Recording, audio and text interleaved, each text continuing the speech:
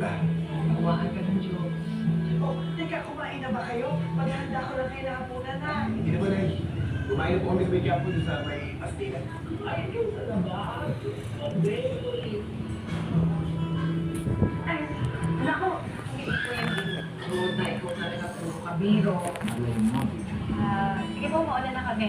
Sigurado lang namin na interphone ni Mayor. O sige, o mag-iingat kayo ha. Okay, salamat. Sige po, salamat din po. Mayor.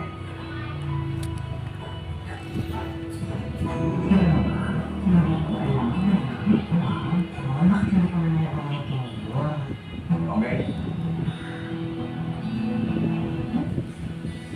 Mag-iingat ka. Salamat. Good night.